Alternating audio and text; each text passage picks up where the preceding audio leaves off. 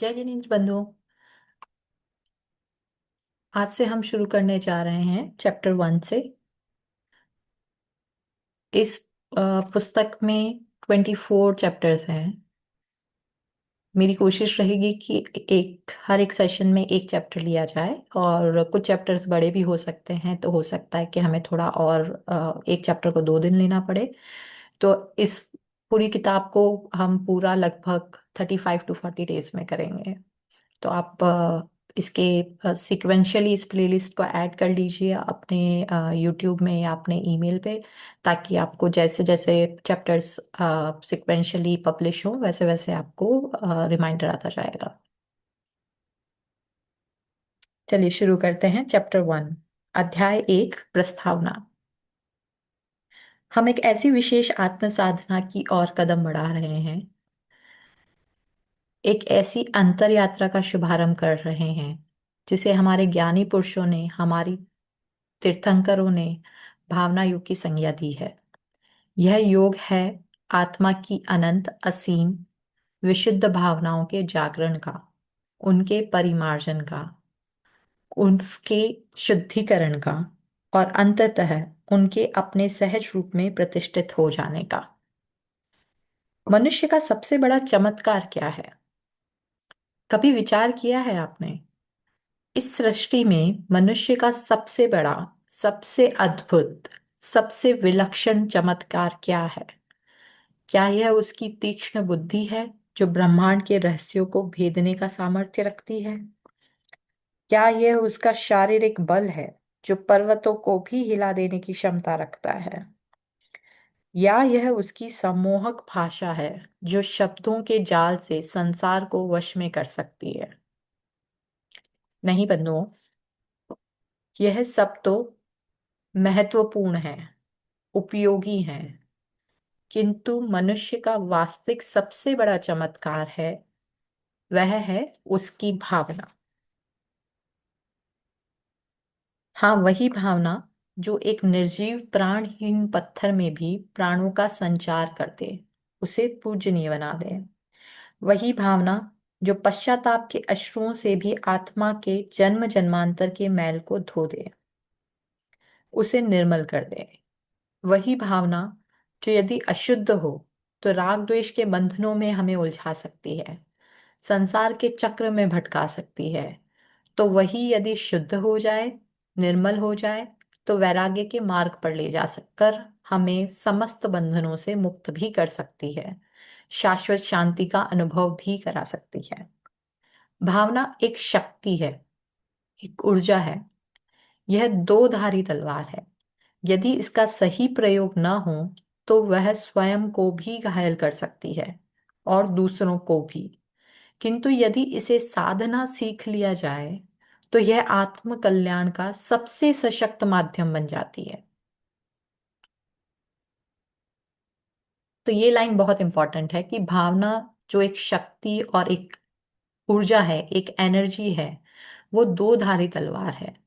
यदि इसका सही प्रयोग किया तो यह सबसे सशक्त माध्यम है आत्मकल्याण का, और यदि इसका गलत प्रयोग किया तो इससे आप खुद को भी घायल कर सकते हैं और दूसरों को भी। आज की दुनिया, बाह्य विकास, आंतरिक तनाव। आज के इस युग को देखिए, इस तथाकथित विकसित दुनिया पर दृष्टि डालिए। हम मनुष्य ने बाहर की दुनिया में कितनी प्रगति कर ली है, कितने आगे बढ़ गए हैं। विज्ञान ने नए नए आविष्कार, टेक्नोलॉजी की ऊंची उड़ानें, संचार के साधनों से सिमटती दुनिया, सब कुछ आश्चर्यजनक है, अभूतपूर्व है।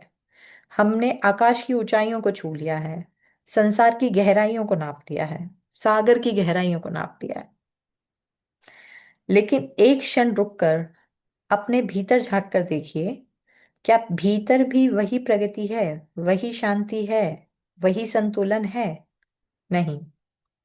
भीतर की दुनिया आज अत्यधिक अशांत है, असंतुलित है, असहज है।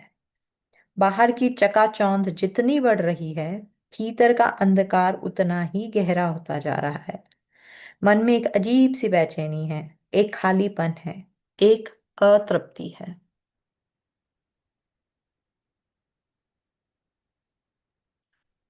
जब हमारा स्थूल शरीर थकता है तो थोड़ा विश्राम कर लेने से, रात्रि की निद्रा लेने से यह पुनः स्फूर्तिवान हो जाता है, तरोताजा हो जाता है। लेकिन जब हमारा मन थकता है, जब हमारी चेतना थकती है, जब हमारी भावनाएं थकती है, तो क्या केवल नींद पर्याप्त है? नहीं बंधुओं।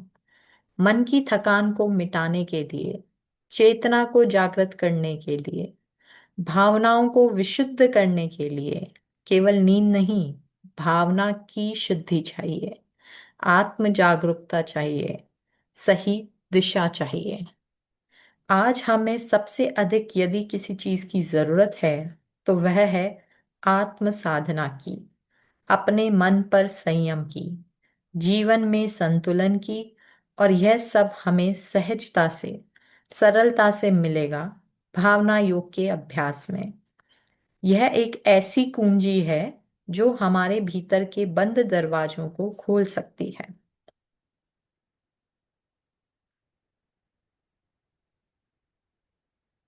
तो देखते हैं क्या है भावना योग। भावना योग एक जीवन दृष्टि, एक साधना, एक समाधान। यह भावना योग क्या है? क्या यह कोई कर्मकांड है? क्या यह किसी धर्म विशेष, संप्रदाय विशेष की विधि है? नहीं। भावना योग मनुष्य के भाव जगत की, उसके अंतर मन की एक शाश्वत, एक चिरंतन प्रक्रिया है। यह किसी देश, काल या व्यक्ति की सीमाओं में बंधी हुई नहीं है। यह तो सृष्टि के कण कण में व्याप्त चेतना का स्पंदन है। तो भावना योग किसी रिलीजन से रिलेटेड नहीं है। भले ही ये जैन मुनि ने लिखी है किताब, लेकिन भावना योग जो है वो मनुष्य के भाव जगत की, कोई भी ह्यूमन बीइंग है उसके भाव जगत की, उसकी फीलिंग्स की, उसके अंतर्मन की एक शाश्वत, एक चिरंतर प्रक्रिया है। उसके सबकॉन्शियस की एक कंटिन्यूअस प्रक्रिया है, जिसे भावना योग का नाम दिया गया है जैनिज्म में। यह किसी देश, काल या व्यक्ति की सीमाओं से बंधी हुई नहीं है। ये सब पे एप्लीकेबल है। ये किसी एक कंट्री, टाइम या पर्सन से रिलेटेड नहीं है। ये सृष्टि के कण कण में व्याप्त चेतना का स्पंदन है। तो सृष्टि मतलब यूनिवर्स, इसके कण कण में व्याप्त, इसके हर एक पार्टिकल में चेतना का स्पंदन, वाइब्रेशन, चेतना का वाइब्रेशन है। तो इस यूनिवर्स में जितनी भी एनर्जी फॉर्म्स हैं, उन सब के वाइब्रेशन में जो,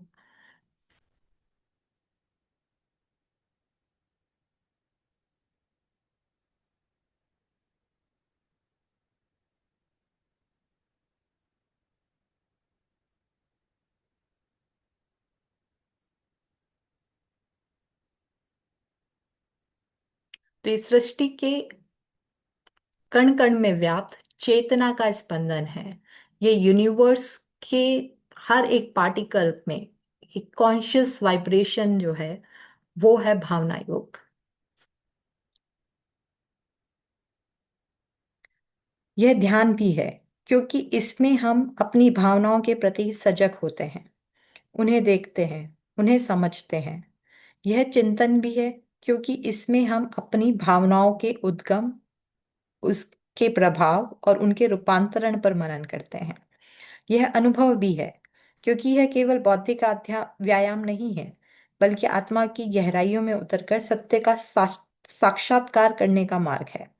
और यह उत्थान भी है, क्योंकि यह हमें अब हमारी निम्न प्रवृत्तियों से ऊपर उठाकर उच्चतर मानवीय और आध्यात्मिक मूल्यों की ओर ले जाता है। तो भावना योग क्या क्या है? यह एक यूनिवर्सल वाइब्रेशन है। यह एक ध्यान है, जो कि मेडिटेशन है। यह एक चिंतन है, जो कि हम कॉन्शियसली सोचते हैं, ताकि हम उसके, अपनी भावनाओं के उद्गम, उसके प्रभाव और उसके रूपांतरण पर मनन करते हैं। यानी कि हमारी भावनाएं पैदा कैसे हुई, उनका प्रभाव क्या है, और उनको हमें ट्रांसफॉर्म कैसे करना है। यह एक अनुभव भी है। तो यह एक एक्सपीरियंस भी है, क्योंकि हम अपनी आत्मा की गहराई में उतरकर सत्य का साक्षात्कार करने का मार्ग है। तो हम एक्सपीरियंस करेंगे कि हम अपनी आत्मा में अंदर झांक कर देखें और सच से साक्षात्कार करें। यह एक उत्थान भी है। तो यह एक प्रोग्रेस भी है, यह अपनी आत्मा को ऊंचा उठाने का एक रास्ता भी है, जो कि हमें निम्न प्रवृत्तियों से ऊपर उठाकर उच्चतर मानवीय और आध्यात्मिक मूल्यों की ओर ले जाता है।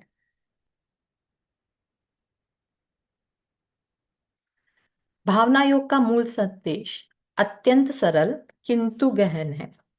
यह बहुत सिंपल है, लेकिन बहुत डीप है। तुम जैसे सोचते हो, जैसे भाव करते हो, वैसे ही बनते हो। इसलिए अपनी सोच को साधो, अपनी भावना को शुद्ध करो, अपने चिंतन को दिशा दो। यदि हमारे विचार सकारात्मक होंगे, हमारी भावनाएं निर्मल होगी, तो हमारा जीवन स्वतः ही सुखमय, शांतिमय और सफल होता चला जाएगा। और यदि हमारा विचार नकारात्मकता से भरे होंगे, हमारी भावनाएं कलुषित होंगी, तो बाहर कितनी भी अनुकूलता क्यों ना हो, हम भीतर से दुखी और अशांत ही रहेंगे। क्यों आवश्यक है भावना योग? आज की इस भागदौड़ भरे तनावपूर्ण जीवन में भावना योग की क्या आवश्यकता है? क्यों हम इस ओर ध्यान दें? क्योंकि आज क्रोध की अग्नि में हमारा मन निरंतर झुलस रहा है, विवेक भस्म हो रहा है, संबंध टूट रहे हैं। लोभ की आंधी में हमारी शांति, हमारा संतोष, हमारा सब कुछ बिक रहा है, और हम मृत मरीचिका के पीछे भाग रहे हैं। मान और माया के जाल में फंसकर हम स्वयं को भूल बैठे हैं, अपनी सहजता खो बैठे हैं। अवसाद यानी कि डिप्रेशन और चिंता जैसे मानसिक रोग धीरे धीरे हमारे जीवन को निगल रहे हैं, हमारी जिजीविषा को समाप्त कर रहे हैं। परिवार में, समाज में, राष्ट्र में और विश्व में संघर्ष बढ़ रहा है, संवाद घट रहा है, समाधान की संभावनाएं क्षीण होती जा रही हैं। ऐसे चुनौतीपूर्ण समय में, ऐसे अंधकारपूर्ण वातावरण में, भावना योग एक ऐसे दीपक के समान है जो किसी बाहरी वस्तु को प्रकाशित नहीं करता, बल्कि आत्मा के भीतर ही जलता है। और यह अपने प्रकाश से अंधकार को नहीं, स्वयं के अहंकार को, स्वयं की अज्ञानता को, स्वयं की कषायों को मिटाता है। यह आत्म प्रकाश का मार्ग है। यह पुस्तक क्यों? यह पुस्तक जो आपके हाथों में है, यह आपको कोई नया अनजाना ज्ञान देने का दावा नहीं करती। ज्ञान तो आपके भीतर ही प्रसुप्त है। यह पुस्तक तो केवल एक माध्यम बनने का प्रयास करेगी, एक निमित्त बनेगी, जिससे आप अपने भीतर की उस मौन आवाज को, अपनी अंतरात्मा की पुकार को स्पष्ट रूप से सुन सकें। इसमें हम मिलकर जानेंगे और अनुभव करेंगे वास्तव में यह भावना क्या है, इसका स्वरूप क्या है, ये कहाँ से उत्पन्न होती है। हम सब बचपन से सुनते तो आ ही रहे हैं, स्पेशली जैन फैमिलीज में तो भावना करो, जैसी भावना होगी। तो बहुत ही हमने डे टू डे की लैंग्वेज में ये बहुत सुना है। लेकिन इस बुक में हम बहुत क्लियरली समझेंगे कि वास्तव में भावना क्या है, इसका स्वरूप क्या है, और ये कहाँ से उत्पन्न होती है। कैसे यही भावना जब अशुद्ध होती है, अनियंत्रित होती है, तो हमारे लिए शारीरिक और मानसिक रोग का कारण बनती है, हमारे पतन का हेतु बनती है। और कैसे ही भावना जब शुद्ध होती है, सद जाती है, तो हमारे लिए योग बन जाती है, आत्मविकास का साधन बनती है, मुक्ति का मार्ग प्रशस्त करती है। मेडिकल साइंस में भी अब बहुत रिसर्च हो रही है, और कहा जा रहा है कि हर एक डिजीज जो आपके शरीर में आती है, वो बहुत पहले आपके मन में क्रिएट हो जाती है। तो आपके मन में कैसे क्रिएट होती है? आपकी भावना से। तो आपकी भावना जब अशुद्ध और अनियंत्रित होती है, वही रोग का कारण बनती है।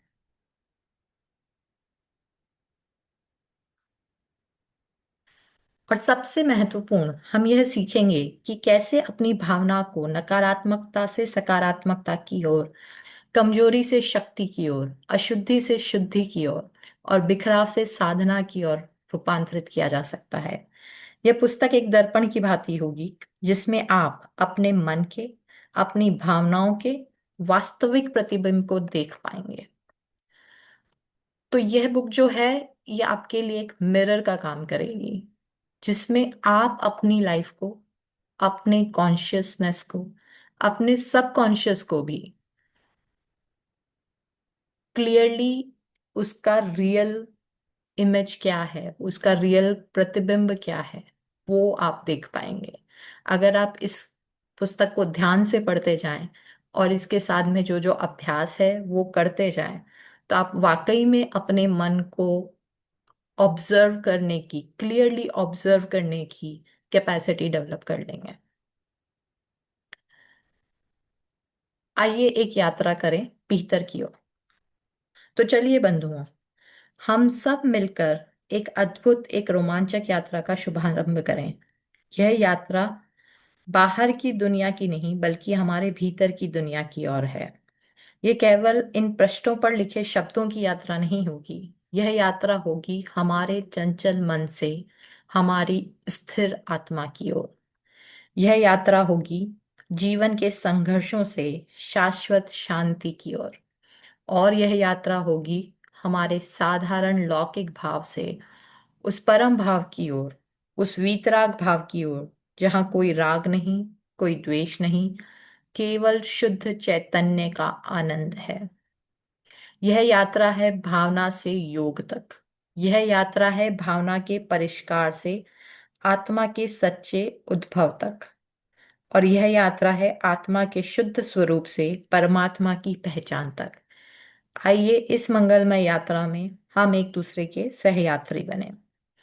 तो ये यात्रा अलग अलग लोगों के लिए अलग अलग तरीके से काम करेगी, डिपेंडिंग ऑन आज का आपका, आज की समझ क्या है अपने आत्मा के बारे में। आप इस भावना योग से का यूज अपने फिजिकल बीमारियों को ठीक करने में, या अपने घर के वातावरण को ठीक करने में, या अपने बिजनेस में, या किसी मटेरियलिस्टिक चीज में भी लगा सकते हैं। और इस भावना योग को आप अपने सिर्फ साधना में, अपने आत्मा के शुद्ध स्वरूप से परमात्मा की पहचान तक में भी लगा सकते हैं।